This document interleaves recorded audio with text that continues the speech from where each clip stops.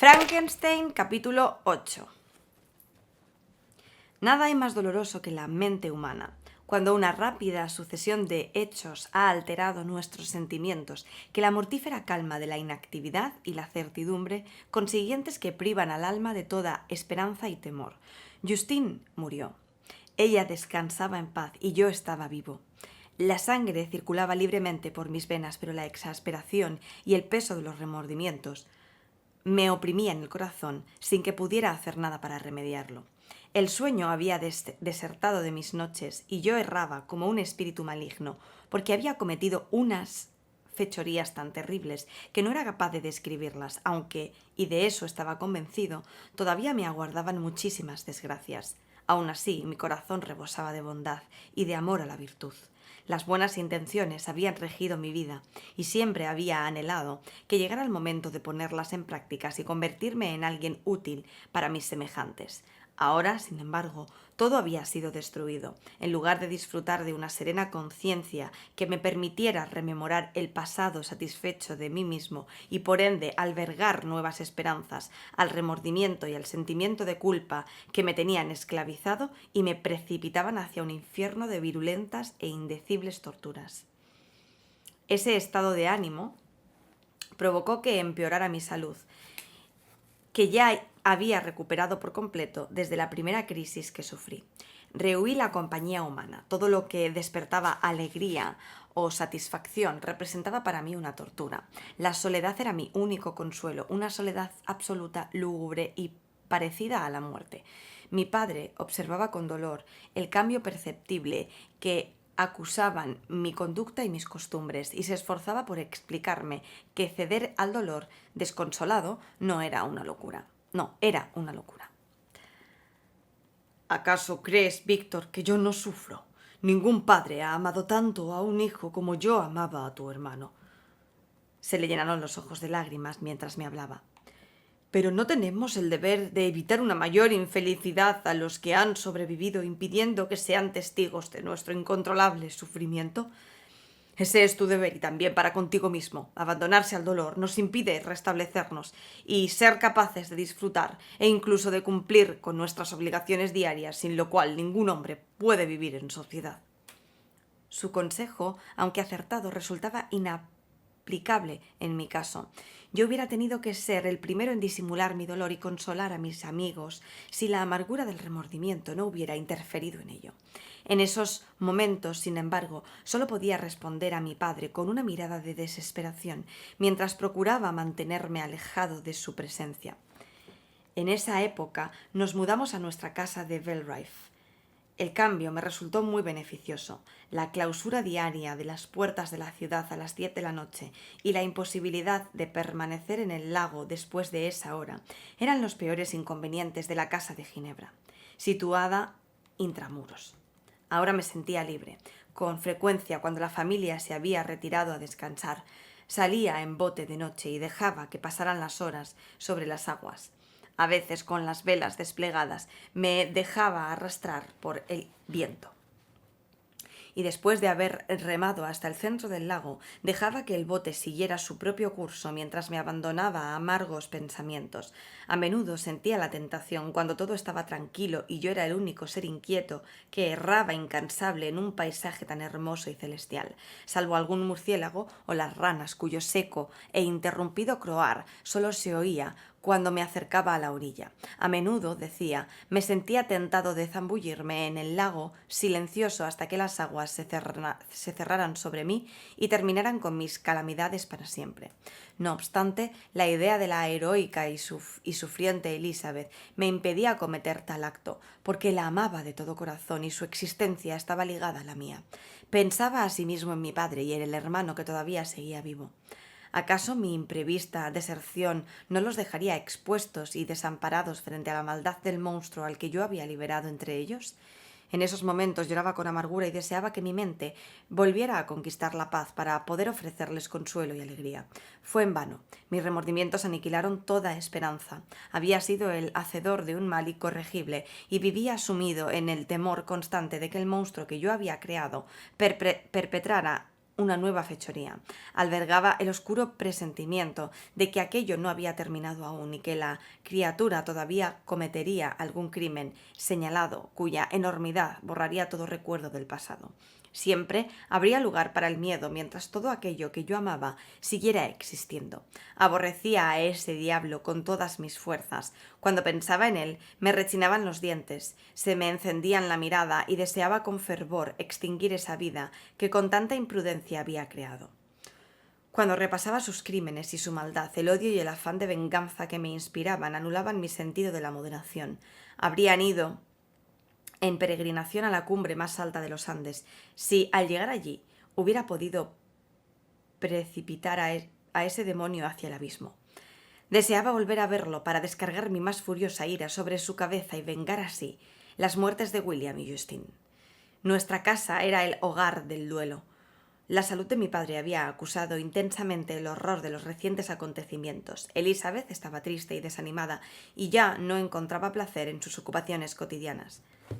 La idea de toda distracción le parecía un sacrilegio contra los muertos y creía que el llanto y el lamento eternos eran el justo tributo que debía pagar por haberse destruido y aniquilado tanta inocencia.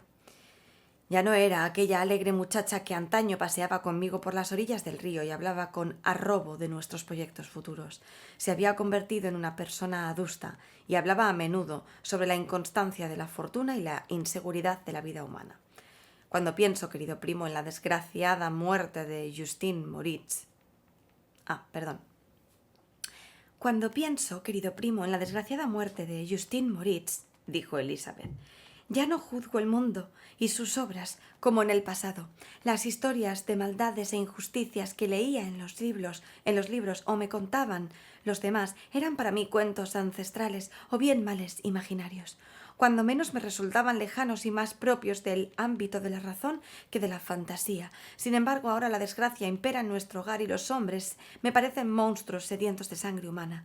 Sí, es cierto, soy injusta. Todos creyeron que la pobre muchacha era culpable y si hubiera sido capaz de cometer el crimen por el que pagó, sin duda habría sido la más depravada de cuantas criaturas humanas existen. Haber asesinado para apropiarse de unas joyas al hijo de su benefactor y amigo, un niño a quien había cuidado desde que nació y quien parecía amar como si fuera suyo. No puedo aceptar la muerte de ningún ser humano, pero en ese caso sí habría creído que semejante individuo no merecía vivir en sociedad. Pero Justine era inocente, lo sé, siento que era inocente. Tú eres de la misma opinión y eso confirma mis sospechas. Ay, Víctor, cuando lo falso se asemeja tanto a la verdad, ¿quién puede pretender ser feliz? Siento como si estuviera caminando por el borde de un precipicio y miles de personas trataran de empujarme para lanzarme al abismo. William y Justine fueron asesinados y el agresor ha escapado. Ronda por el mundo con libertad y tal vez goce del respeto ajeno pero, aunque a mí me condenaran a sufrir en el patíbulo por esos mismos crímenes, no me cambiaría por ese infame. Escuché sus palabras presa de la mayor de las agonías.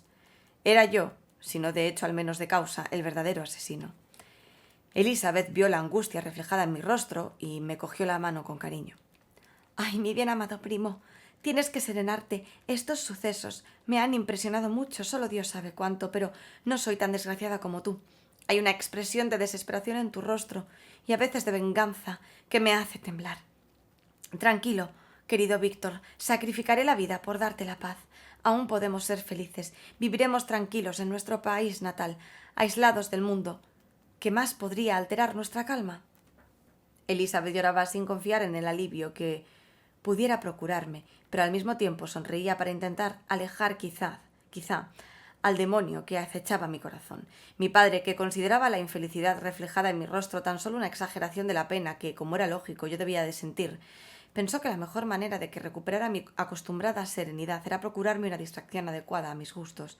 Por eso se había mudado al campo y, movido por las mismas razones, me propuso que fuéramos todos de excursión al valle de Chamonix. Yo ya lo conocía, pero Elizabeth y Ernest no habían estado nunca y en diversas ocasiones habían manifestado el deseo de contemplar ese paisaje que les habían descrito como maravilloso y sublime. Así pues, partimos de Ginebra para emprender ese viaje a mediados de agosto. Casi casi 2 meses después de la muerte de Justine. Hizo mejor tiempo del que esperábamos y si cualquier otra circunstancia efímera hubiera podido mitigar mi pesar, esta excursión habría causado el efecto que mi padre pretendía. El paraje, de todos modos, despertó en mí algún interés. A veces incluso consiguió adormecer mi dolor, aunque sin lograr mitigarlo del todo. El primer día viajamos en un coche de caballos. Por la mañana avistamos las montañas a lo lejos y nos dirigimos hacia ellas.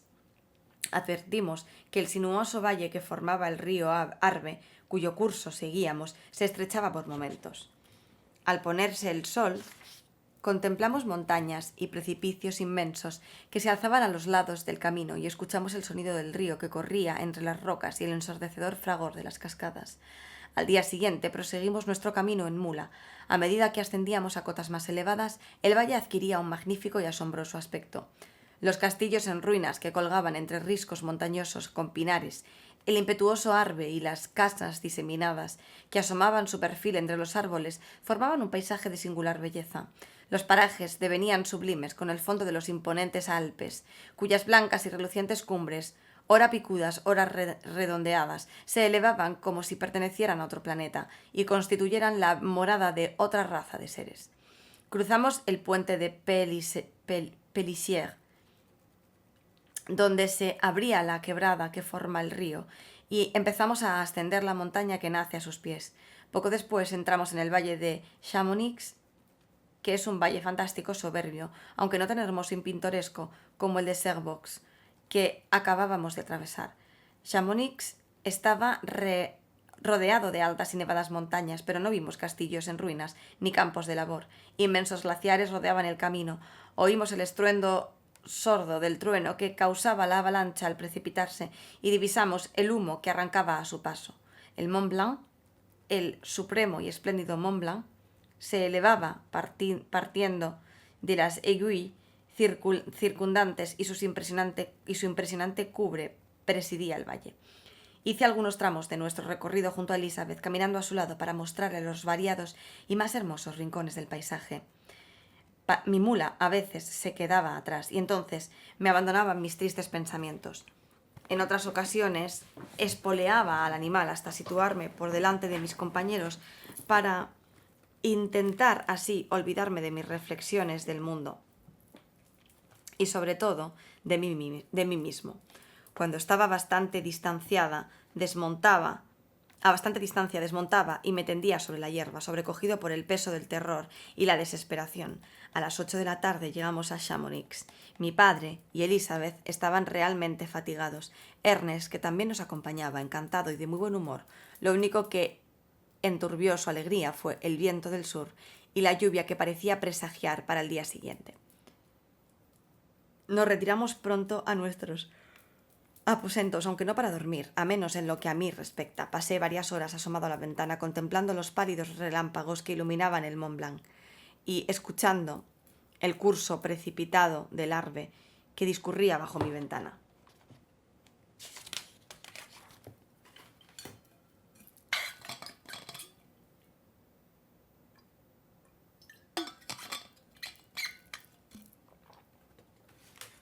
Capítulo 9. Al día siguiente, y desafiando el pronóstico de nuestros guías, no hizo mal tiempo, aunque amaneció algo encapotado. Visitamos las fuentes de Arveiron y cabalgamos por el valle hasta el anochecer. Estos grandiosos y excelsos paisajes fueron el único bálsamo capaz de aliviar mis penas. Lograron sobreponerme a la mezquindad de los sentimientos y, aunque no suprimieron mi dolor, consiguieron dominarlo y calmarlo. En cierta manera me distrajeron de los pensamientos que atenazaban mi mente desde hacía un mes. Regresé por la noche, fatigado pero sin sentirme tan miserable, y conversé con mi familia, con mayor alegría de la que acostumbraba desde hacía tiempo. Mi padre se sintió complacido y Elizabeth estaba radiante de alegría. «Querido primo, ¿ves el entusiasmo que transmites cuando estás feliz? Ni se te ocurra volver a sufrir una recaída». A la mañana siguiente, la lluvia arreció y una niebla espesa ocultó la cima de las montañas. Me levanté temprano y advertí que me sentía más melancólico de lo habitual. La lluvia me deprimía. Recibí las pasadas emociones y caí presa del desconsuelo. Sabía la decepción que causaría en mi padre este cambio súbito y quise rehuir su compañía hasta haber logrado disimular las sensaciones que me embargaban. Sabía que mi familia pasaría el día en la posada y como yo estaba habituado a la lluvia, la humedad y el frío desde hacía tiempo, decidí ascender solo a la cima de Montberg. Recordaba la impresión que me había causado ver por primera vez ese terrible glaciar que jamás dejaba de moverse. Su contemplación me había elevado en tan sublime éxtasis que el alma trascendió el mundo oscuro y se elevó en pos de la luz y la alegría. La visión de una naturaleza terrible y majestuosa siempre había conseguido imprimir un tono solemne en mis pensamientos y hacerme olvidar las preocupaciones pasajeras de la vida. Decidí ir solo porque conocía bien el camino y la presencia de otra persona habría destruido la solitaria grandeza del paisaje. La ascensión es escarpada, pero el sendero traza cortos y continuos virajes que permiten superar la perpendicularidad de la montaña, en un paisaje de una terrible desolación. Las huellas del paso de los aludes invernales se aprecian en numerosos enclaves, árboles derribados que yacen sin orden ni concierto, destruidos por completo o bien partidos, recostados contra los saledizos de la montaña o entrelazándose entre sí. Los barrancos nevados atraviesan el camino a medida que se va ascendiendo y desde lo alto caen rocas sin cesar. Hay uno especialmente peligroso, en que el mínimo ruido, incluso el de pronunciar una palabra en voz alta, origina un temblor en el aire que basta para provocar un cataclismo capaz de sepultar a quien encuentre a su paso. Los pinos no son altos ni frondosos, pero son sombríos y añaden un toque de severidad a la estampa.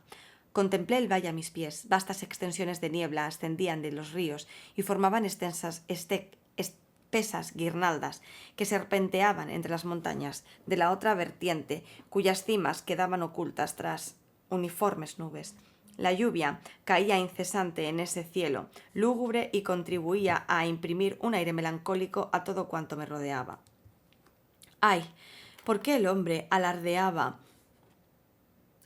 de poseer más sensibilidad que las bestias, si eso solo lo convierte en un ser con mayores necesidades? Si nuestros impulsos se limitaran al instinto del hambre, la sed y el deseo, podríamos ser libres. En cambio, nos conmueven el soplo del viento, la palabra que dicta el azar o las imágenes que éstas nos evocan. Descansamos y el reposo tiene la fuerza de envenenar el sueño. Nos levantamos y un pensamiento errante mancilla el día. Valoramos los sentidos, la fantasía o la razón, la risa o el llanto.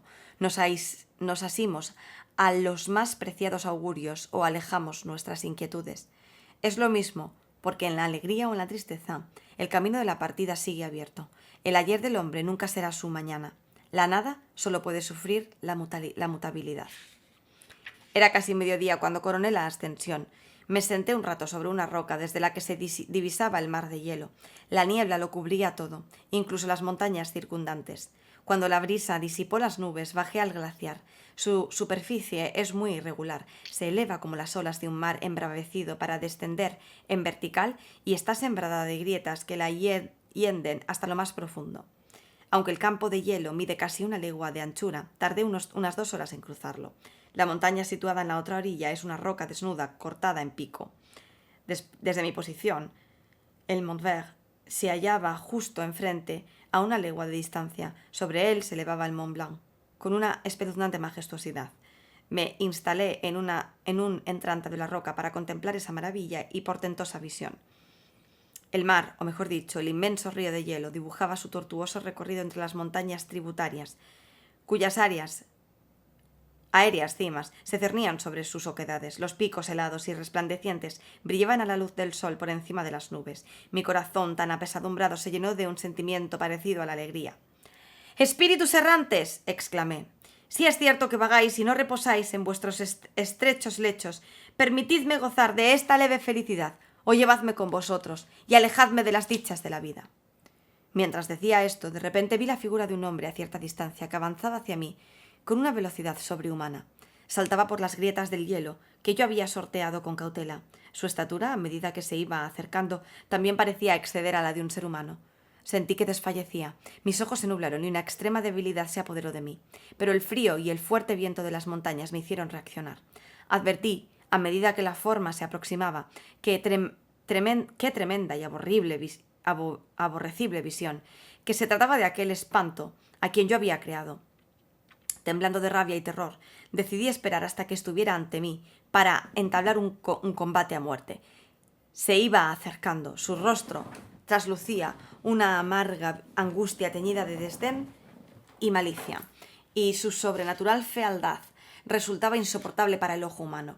No obstante, apenas me fijé en esos detalles, la rabia y el odio me habían privado del habla, y cuando logré controlarme, solo acerté a abrumarlo con palabras que expresaban mi más furioso desprecio y aborrecimiento. ¿Cómo te atreves a acercarte a mí, demonio? ¿No temes que descargue la fiera venganza de mi brazo sobre tu miserable cabeza?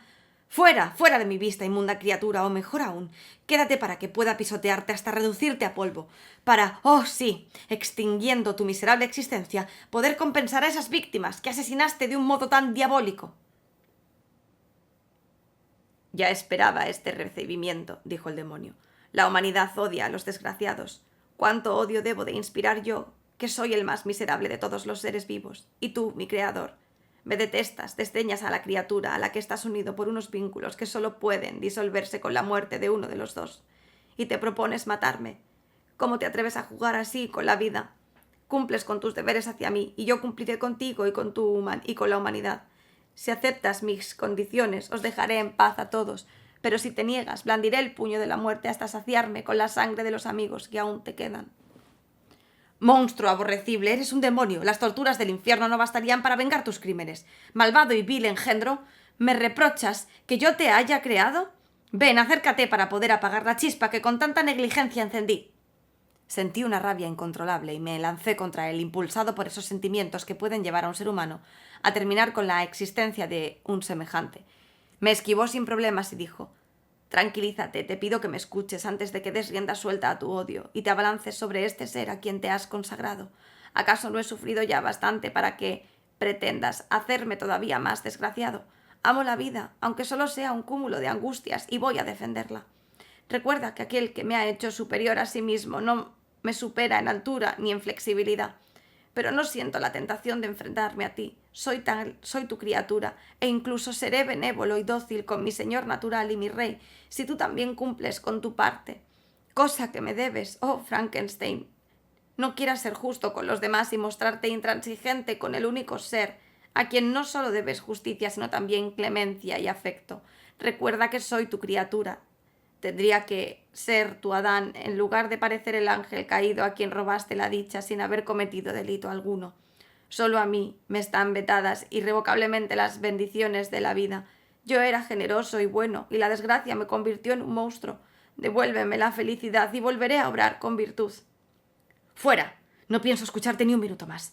No puede haber entendimiento entre tú y yo. Somos enemigos. Márchate o si no, midamos nuestras fuerzas en la lucha hasta que uno de los dos caiga».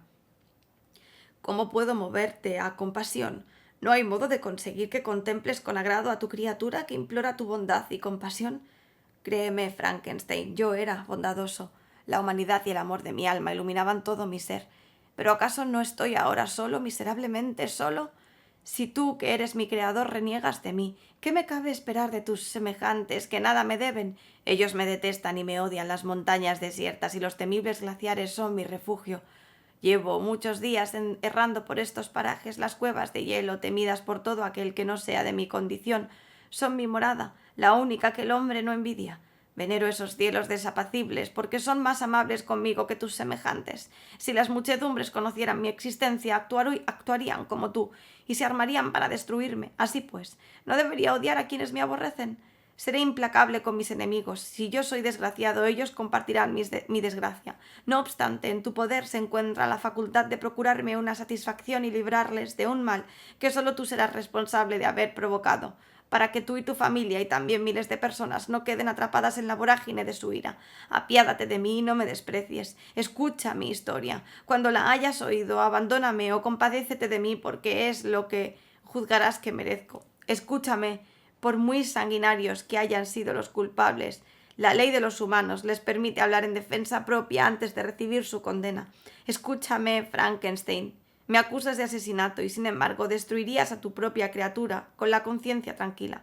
Oh, alabemos la eterna justicia del hombre. Te ruego que no me evites. Escúchame y luego, si puedes, si quieres, destruye la obra que tus manos han creado. ¿Por qué apelas a unos recuerdos cuya sola evocación me hace temblar? ¿Por qué yo he sido su causa y su miserable autor? Maldigo el día abominable demonio en que viste la luz por primera vez. Maldigo las manos, aunque con ello me maldigo a mí mismo, que te dieron forma. Me has convertido en la persona más miserable del universo. Me he quedado sin fuerzas para considerar si soy justo contigo o no. Márchate, apártate de mí, aparta de mí la visión de tu forma detestable. Apartaré de ti esa visión, creador mío, dijo el ser, colocando sus odiosas manos ante mis ojos, que yo alejé de mí con violencia. Deja que aparte de ti la visión que tanto aborreces. Podrás escucharme y brindarme así tu compasión, te lo pido, en virtud de las cualidades que en otro tiempo poseí. Escucha mi relato. Es largo y extraño, pero la temperatura de este lugar no conviene a tus delicados sentidos. Ven a la cabaña que hay en la cima de la montaña. El sol todavía resplandece en el firmamento antes de que baje y se oculte tras aquellos precipicios nevados e ilumine otro mundo. Ya habrás oído mi historia y podrás tomar una decisión. De ti depende que abandone para siempre la proximidad del hombre y lleve una vida inofensiva, o que me convierta en el azote de tus semejantes o en el responsable de la rutina en que tu vida se verá inmersa. Cuando terminó de hablar, se puso a caminar por el hielo. Lo seguí. Sentí un peso en el corazón y no le respondí. Pero a medida que iba avanzando, fui sopesando los diversos argumentos que aquel diablo había utilizado y decidí que, cuando menos, escucharía su historia. Sentía, en parte, el acicate de la curiosidad, pero tomé esa decisión movido por la caridad. Hasta entonces había intuido que él era el asesino de mi hermano, y deseaba ardientemente hallar la confirmación o la negación de tal supuesto. Por primera vez comprendí cuáles eran los deberes de un creador para con su criatura. Supe que tenía que hacerle feliz antes de poder recriminarle su maldad. Por estas razones me vi impulsado a satisfacer su petición. Cruzamos el hielo y ascendimos por la vertiente rocosa de la montaña opuesta. El aire era frío y empezó a llover. Entramos en la cabaña, el monstruo con rostro exultante y yo con un profundo pesar y el ánimo hundido. Consentí, sin embargo, en escuchar su historia, y cuando me hube sentado junto al fuego que mi odiado compañero había encendido, aquel demonio dio comienzo a su relato.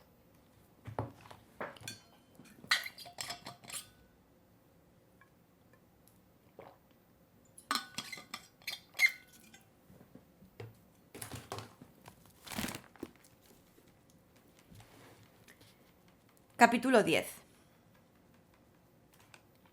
Solo con gran dificultad consigo recordar los primeros tiempos de mi existencia.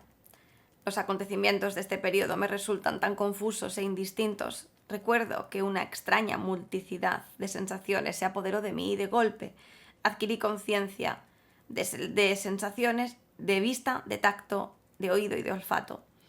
Bien es cierto que pasó mucho tiempo antes de que aprendiera a distinguir entre las diversas funciones de mis sentidos. Una luz cada vez más intensa impresionó mis nervios hasta que me vi obligado a cerrar los ojos.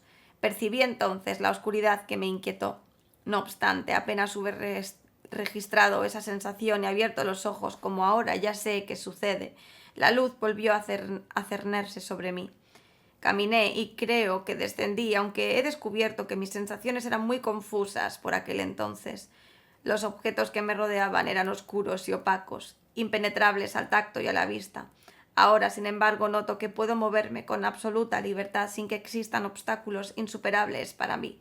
Sentí que la luz se iba volviendo insoportable y que el calor me fatigaba al caminar, y entonces busqué un lugar donde guarecerme a la sombra. Así fue como llegué al bosque de Ingolstadt. Me quedé junto al arroyo para recuperarme del cansancio hasta que el hambre y la sed vinieron a atormentarme. Me desperté entonces de mi adormilado estado y comí algunas bayas que encontré en los arbustos o tiradas por el suelo. Apacigué la sed en el riachuelo y tras tumbarme el sueño se apoderó de mí. Ya había oscurecido cuando me desperté. Tenía frío y estaba bastante asustado, ya que instintivamente sentía que me encontraba en la más absoluta desolación. Antes de abandonar tu apartamento, me había cubierto con unas ropas porque tenía frío, pero esa indumentaria no me bastó para protegerme de la humedad de la noche. Era un pobre, indefenso y miserable desgraciado. No sabía nada y nada era capaz de discernir. El dolor invadió todo mi cuerpo. Me senté y eché a llorar. Al cabo de un rato, una tenue luz se apoderó del firmamento y me embargó una sensación de bienestar. Me incorporé y vi que una forma radiante se elevaba entre los árboles. Observé el fenómeno maravillado. Se movía despacio, pero iluminaba mis pasos, así que volví a salir en busca de bayas. El frío no me había abandonado. De repente, bajo uno de los árboles encontré una enorme capa con la que me cubrí antes de sentarme sobre la tierra. Las ideas que poblaban mi mente no estaban definidas, todo era confuso. Percibía la luz, el hambre, la sed y la oscuridad. Un sinfín de sonidos vibraban en mis oídos y diversos aromas vinieron a mi encuentro. El único objeto que pude vislumbrar fue la refulgente luna y me quedé a contemplarla, embelesado. Los días se fueron alternando con las noches y cuando logré diferenciar mis sensaciones me di cuenta de que la órbita de la noche había decrecido mucho. Empecé a reconocer de modo paulatino el claro arroyo que me daba de beber y los árboles que me protegían con su follaje. Me encantó descubrir por primera vez que un bello sonido que a menudo me alegraba los oídos procedía de unos animales alados que solían interponerse entre la luz y yo. Empecé asimismo a observar con mayor detalle las formas que me rodeaban y a percibir los límites de la radiante cubierta lumínica que a modo de bóveda me cubría. A veces intentaba imitar los plácidos cantos de los pájaros, pero era inútil. Cuando deseaba expresar a mi manera lo que sentía, los sonidos raucos e inarticulados que salían de mi persona me asustaban hasta el punto de hacerme guardar silencio. La luna iba menguando y desapareciendo de las noches, mientras yo seguía en el bosque. Para entonces ya podía discernir entre varias sensaciones y cada día mi mente iba captando más ideas. Acostumbré los ojos a la luz y pude percibir los objetos a su adecuada forma. Era capaz de distinguir un insecto que se hallara entre la hierba y progresivamente fui comprendiendo que había distintas clases de plantas. Descubrí que el gorrión solo emitía ásperas notas, mientras que el canto del mirlo y el tordo era dulce y atractivo. Un día en que estaba aterido de frío y descubrí una hoguera que unos vagabundos debían de haber abandonado, y quedé subyugado ante la calidez que desprendía. Llevado en mi entusiasmo, coloqué la mano entre las brasas vivas y tuve que apartarla con un grito de dolor. Pensé que era muy extraño que una misma causa produjera unos efectos tan contrapuestos. Examiné los materiales de la hoguera y para mi alegría descubrí que contenía madera. Me apresuré a recoger unas ramas, pero estaban húmedas y no prendían. Aquello me afligió y me senté para observar el comportamiento del fuego. La madera mojada que había colocado cerca de la fuente de calor se secó y entonces acabó prendiendo por sí sola. Eso me hizo reflexionar y, al tocar las distintas ramas, descubrí la causa. Así pues, me dediqué a recoger una gran cantidad de madera para secarla y poder disponer de un fuego duradero. Al caer la noche noté que el sueño me vencía y me aterrorizó la idea de que se apagara mi hoguera. Procuré cubrirla con madera seca y unas hojas y sobre ellas deposité las ramas húmedas. Finalmente tendí mi capa en el suelo y me eché a dormir. Al despertar por la mañana, mi primer pensamiento fue comprobar la hoguera.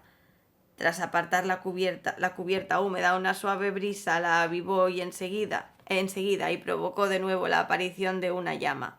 Me fijé en el detalle y empecé a airear la hoguera con unas ramas.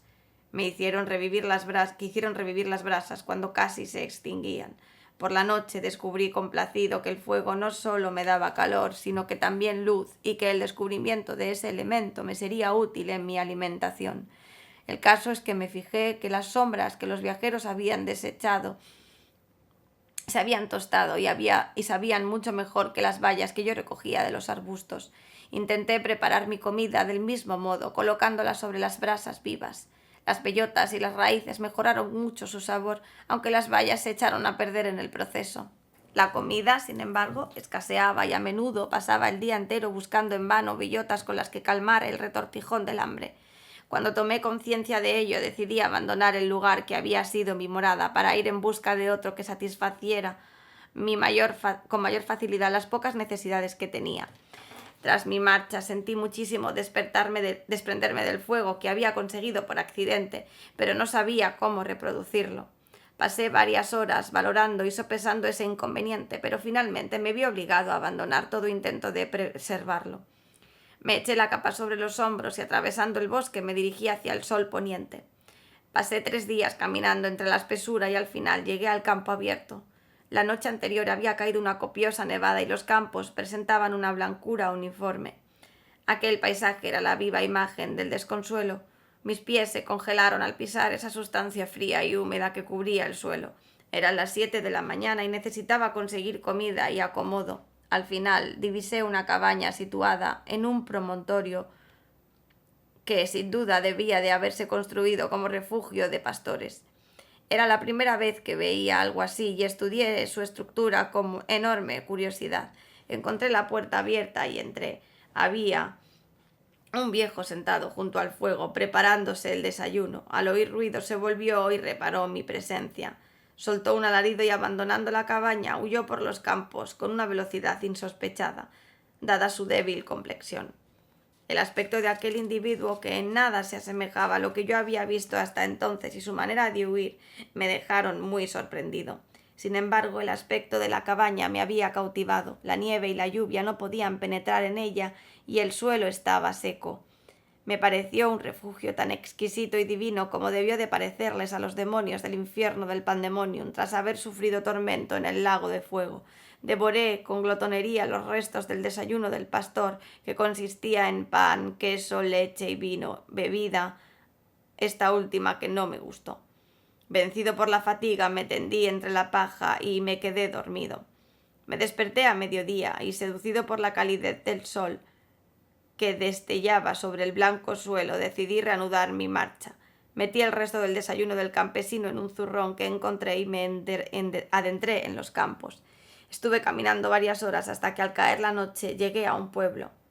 Me pareció un milagro. Las cabañas, las cuidadas casitas rústicas y los señoriales caserones que iba encontrando a mi paso despertaron mi admiración. Las verduras de los huertos, la leche y el queso sobre el alféizar de las ventanas de algunas casitas renovaron mi apetito, y decidí entrar en una de las viviendas que tenía mejor aspecto, pero tan pronto crucé el umbral, los niños empezaron a chillar y una mujer se desmayó. El pueblo entero estaba revolucionado. Unos huyeron y otros me agredieron hasta que, malherido y magullado por las piedras y demás armas arrojadizas que me lanzaron, escapé a través y me guarecí temeroso en un cobertizo bajo y de aspecto miserable, comparado con los palacios que acababa de ver en el pueblo, que estaba vacío. Se encontraba junto a una casita rústica de aspecto pulcro y agradable, pero a raíz de la experiencia que acababa de vivir no me atreví a entrar. Mi refugio, construido en madera, era tan bajo que apenas me podía sentar derecho. El suelo no era de tablones, sino de tierra, pero estaba seco, y aunque el viento penetraba en aquel cuchitril por innumerables grietas, para mí se convirtió en un lugar muy agradable donde refugiarme de la nieve y la lluvia. Me instalé allí y me tumbé, contento de haber encontrado un amparo, por muy miserable que fuera, que me resguardara de las inclemencias del invierno y sobre todo de las atrocidades del hombre. Al alba salí arrastrándome de mi perrera para ir a ver la casa adyacente y averiguar si podía quedarme en el habitáculo que había encontrado. Mi cobertizo, situado en la parte trasera de la vivienda, lindaba por el exterior con una porqueriza y una alberca de agua clara. Yo había accedido a su interior por un lateral que estaba abierto, pero decidí que sería mejor tapar las rendijas con piedras y madera para que no se percataran de mi presencia, aunque lo haría de tal modo que pudiera retirarlas luego para salir. La única luz que disfrutaba procedía de la porqueriza y eso ya me bastaba. Después de arreglar mi morada y cubrir el suelo de paja limpia, me tumbé. Había visto la figura de un hombre a lo lejos y, como recordaba muy bien cómo me habían tratado la noche anterior, no podía confiar en ponerme a su merced. Había tenido la precaución de proveerme de mi sustento diario y contaba con una rebanada de pan duro que había hurtado y una taza para poder beber con mayor comodidad que con la mano el agua cristalina que corría cerca de mi refugio. El suelo estaba un poco elevado y gracias a eso me mantenía seco. Por si fuera poco, se hallaba en contacto con la chimenea de la casa y resultaba bastante cálido. Tras realizar todos estos preparativos, decidí permanecer en el cobertizo hasta que ocurriera algo que alterara mis planes. Aquello era el paraíso comparado con el desapacible bosque donde vivía antes, bajo las ramas empapadas de la lluvia y tumbado sobre una tierra malsana y húmeda. Desayuné con gusto y estaba ya a punto de quitar un madero para ir en busca de agua cuando oí unos pasos y mirando a través de un resquicio vi a una joven con un cubo en la cabeza que pasaba frente a mi cuchitril. La muchacha era joven y de ademanes elegantes, muy distinta de los criados de las granjas y las casas rurales que había encontrado hasta el momento. No obstante, iba vestida de forma austera. Unas enaguas burdas de color azul y una chaqueta de lino constituían su única indumentaria. Llevaba el pelo rubio trenzado sin adorno alguno. A pesar de su aspecto triste, parecía serena. Salió del alcance de mi vista y al cabo de un cuarto de hora regresó con el cubo en la cabeza, que había llenado de leche. Mientras caminaba como si la carga no la molestase, un joven salió a su encuentro con un semblante que expresaba un profundo desánimo. Emitió unos sonidos con aire melancólico, le cogió el cubo de la cabeza y lo acarreó hasta la casa. La muchacha lo siguió y ambos desaparecieron. Al cabo de un rato volví a ver al joven atravesar el campo que había tras la vivienda con unas herramientas en la mano. La chica también andaba atareada, a veces dentro de casa y a veces en el patio. Tras examinar mi cobertizo descubrí que una de las ventanas de la vivienda ocupaba una parte del que ahora era mi espacio y que el hueco había sido cubierto con maderos. En una de las tablas encontré una diminuta y casi imperceptible brecha de apenas el tamaño de un ojo. A través de esa grieta pude ver una pequeña estancia, encalada y limpia, aunque con escaso mobiliario. En una esquina, cerca de un exiguo fuego, había un viejo sentado que apoyaba la cabeza entre las manos en actitud desconsolada. La joven estaba ocupada arreglando la casa. En aquel momento sacó algo de un cajón y se sentó junto al anciano, quien, cogiendo el instrumento que le acababa de ofrecer, empezó a tocar y a emitir unos sonidos más dulces que el piar del tordo o del ruiseñor. Era una visión idílica, incluso para mí, pobre desgraciado. Jamás había visto nada tan hermoso. El cabello cano y el rostro benévolo de aquel anciano me inspiraron un profundo respeto, mientras que las dulces maneras de la muchacha despertaron en mí sentimientos amorosos.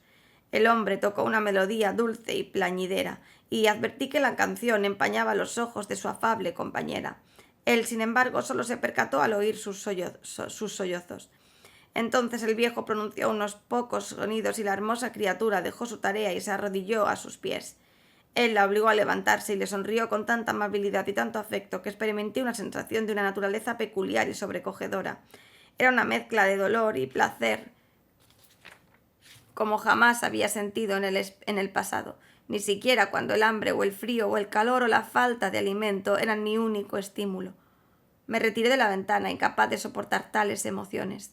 Poco después, el joven volvió cargando un montón de leña sobre los hombros. La chica fue a abrirle, le ayudó a desembarazarse de la carga y cogiendo una parte del combustible, la echó al fuego. Los jóvenes se alejaron hacia un rincón de la vivienda. Él le mostró una barra de pan y un trozo de queso. La chica parecía satisfecha y salió al huerto en busca de raíces y plantas, que luego mezcló con agua y puso a calentar al fuego. Siguió ocupada en sus tareas mientras el chico se iba al huerto y se empleaba a fondo en cavar y arrancar raíces. Cuando el muchacho llevaba ya una hora trabajando, la joven fue a buscarlo y regresaron juntos a la casa. El viejo había estado meditabundo durante todo ese tiempo, pero al aparecer los muchachos adoptó un aire más alegre. Llegó el momento de sentarse a comer. No tardaron en dar cuenta de la cena. Al terminar, la muchacha reanudó sus quehaceres domésticos y el anciano salió a caminar unos minutos al sol frente a la casa, apoyado del brazo del chico. Qué belleza emanaba del contraste entre esos dos seres excelsos. El mayor tenía el pelo cano y lucía una sonrisa benévola y afectuosa. El joven era esbelto y la figura grácil con los rasgos dibujados en una simetría perfecta. Sus ojos y su actitud, sin embargo, expresaban tristeza y el desconsuelo más profundos. El anciano regresó al interior. El joven cogió otras herramientas distintas a las que había empleado por la mañana y se encaminó hacia los campos. Pronto oscureció, y para mi sorpresa descubrí que los habitantes de aquella casa conocían el modo de prolongar la luz, sirviéndose de unas velas. Me encantó comprobar que la puesta de sol no ponía fin al placer que me procuraba observar a mis vecinos humanos. Por la noche, la joven y su compañero se dedicaron a diversos menesteres que no comprendí, y el anciano volvió a coger su instrumento y recreó aquellos sonidos divinos que me habían hechizado por la mañana. Cuando terminó, los jóvenes empezaron no a tocar, sino a reproducir unos ruidos monótonos, que no eran armónicos como los del instrumento del viejo o los cantos del pájaro. Descubrí entonces que el muchacho estaba leyendo en voz alta, aunque en esa época nada sabía yo del arte de las palabras o las letras. La familia, después de dedicarse durante un rato a tal ocupación, apagó las luces y se retiró, como supuse, a descansar. Fin del capítulo 10.